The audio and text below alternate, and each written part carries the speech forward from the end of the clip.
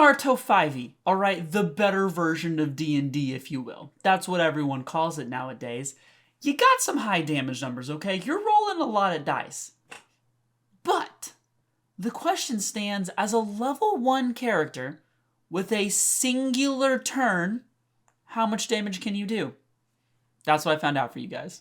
Now, before we go ahead and hop into it, I want to preface the rules that I kind of had for making this. So 1, you are a level 1 character, okay, straight up. So you're not doing any C rank jutsus, anything of that nature. There is the feat where you can kind of take a thing that gives you higher jutsus. I didn't want to do that. So you're stuck with D rank, you're stuck at level 1. Past that, anything you get at level 1 is fair game. That being said, you get a single turn. So there's no like prepping beforehand of popping certain actions. This is one action and one bonus action. That is all you're going to get. Anything that helps you class-wise, anything that helps you clan-wise, awesome, fair game, as long as you get it at level 1. And lastly, the other rule I had, no class mods. And this includes the class mods that are made by, King and made by the people that actually designed Naruto 5e. Obviously no homebrew, but this includes non-homebrew class mods. It just has to be straight up whatever your class is. Now lastly, if any of you guys want to try this challenge yourself, feel free to, alright? Drop it down in the comments if you somehow find an average damage higher than me. I will tell you, I had scoured this book for a while trying to find some nonsense. I'll kind of tell you my thought process and my strategies going into it. I don't have a time or anything, but hey, again, if you want to try it, drop it down in the comments. Let me know if you find a number that's higher than mine. Now, when initially going through this, my first thought was combo finishers, right? So like Bukijutsu, Taijutsu, things of that nature. Now, I talked to Greed a little bit to kind of get, pick his brain and see what he knew. And he knew immediately that the Hyuga actually have a finisher. So I was like, okay, because there's not very many D-rank finishers if you did not know. So I went to their thing and I was looking through and I found Palm Strike. This was where I started my journey, trying to kind of find the most damage I could do. And this was a lot. As you can see, if used as a finisher, you're throwing out 5d8, which is huge. There's also the logistics of it is chakra damage. So technically, if you deal all the way through their chakra, you're then dealing double damage when you're hitting their health. My thing for that is I didn't want to make rules surrounding that. In my head, I just wanted the number to be as high as possible. That being said, I can tell you right now, I found something that does more than this, even if this only hit purely health and did double damage. Now, shortly after messing around this for a while and kind of trying to figure out what to do, I even used a combo that did some damage. I thought, there's gotta be a combo finisher somewhere that is D rank that is just better. So, I went to Jutsus, found my list here, Taijutsu D rank, and I was like, alright, let's look through them. Let's see if we can just find something that's a little fancy. And let me tell you, did I find something fancy? Let me help you stumble upon the Falling Dragon. This thing is absolutely gosh dangity dig absurd for a D-rank jutsu, okay? 5 chakra, which is a lot at level 1, and I'm going to get into that in a second because you need to have enough chakra to actually do these things. It's a finisher, and it talks about how the enemy first off must be airborne in order to do this jutsu. So I was like, okay, bit of a caveat that we're going to have to work with, but that's fine. If you use it as a finisher, you deal 3d8. I was like, okay, that's not quite as good as the Hyuga one, right? Because Hyuga did 5d8, so, right now we're already at a disadvantage starting on. Then talks about you come falling down, slamming them with both your feet, making them prone. On that hit, you deal another 3d8. So I was like, we're now at 6d8. Interesting. We have already topped the Hyuga finisher, and we're not done with this jutsu. You keep falling through, and you realize that they take an additional d8 for every 10 feet they fall. That's huge. Immediately after reading this, we're already dealing 68 if I can get them into the air and use this jutsu. Not only that, for every 10 feet, I'm stacking another d8 on top of that.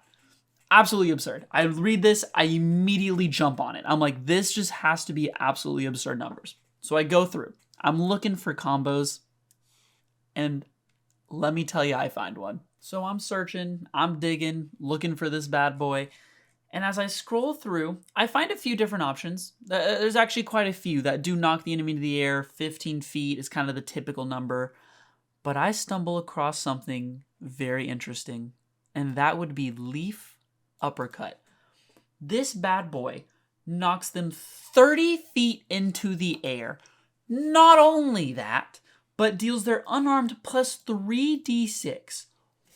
What the flying fajoodles is that, bro? You're telling me I get to knock them 30 feet up and deal 3d6 and deal my unarmed damage, which is going to be also another important factor later. Absolutely absurd. This whole leaf thing doesn't really matter to us because we're already using Falling Dragon. And then it's a combo, so we get to use the finisher. Absurd. So right now, alone, we're dealing 3d8 for the first hit of Falling Dragon, 3d8 for the landing hit, another d8 for every 10 feet, which would be 3 times right now, plus the 3d6 and your unarmed damage with Leaf Uppercut and that added together.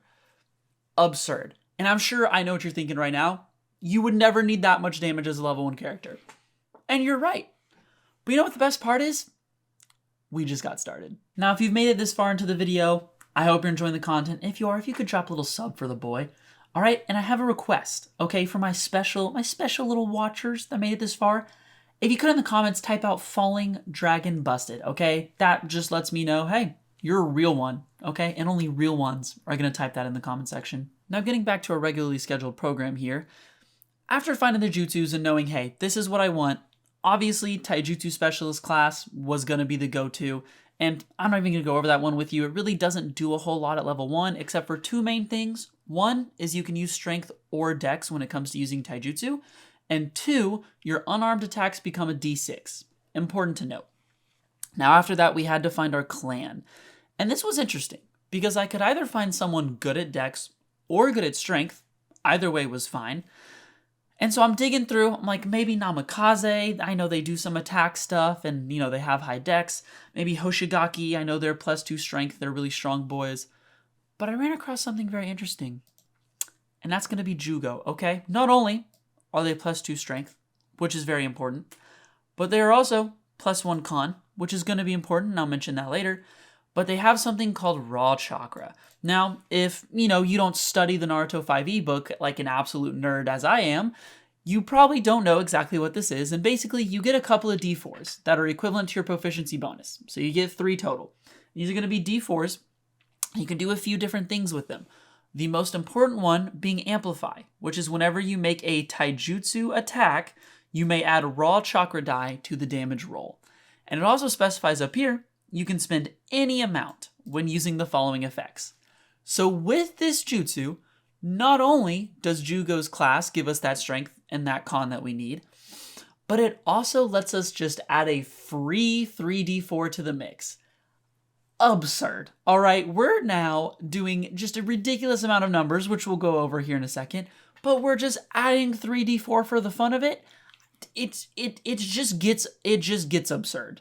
Now, before we hop into tallying up all of our damage and everything we did, I want to talk about ability scores real quick because there's only 2 that matter, just so you know where I was at headspace-wise. First off, I'm using standard array. If you use point buy system, you can technically get this jutsu a plus 2 more damage. It's not that important, and so I figured I'm just going to use standard array. What you want to do is you're going to put a 15 in con, and you're going to put a 14 in strength. And then very simply, this goes to 16 because of the class. This goes to also 16 because of the class. Okay, and that's why the strength and con were really nice and really useful. As for the feat, I looked through and I couldn't quite find a feat that just gave us more damage objectively. I looked through the clan feats. I tried to look through the general chakra and taijutsu feats. Couldn't find any that in a single turn kind of help buff that jutsu. A lot of them either require an extra action or let you do kind of overarching damage or, however you want to explain that. So that's where this damage is going to come from. So just know we have a plus 3 to strength and we have a plus 3 to constitution. And also our proficiency bonus is plus 3. One final thing to note here, because this is something I thought about. The reason you need the 16 in constitution is as a taijutsu user, you start out with a d6 for your chakra die. What that means is the only way to possible pull off this combo is you need a plus 3 in con because it makes your starting chakra exactly 9 because you get that 6 plus that 3.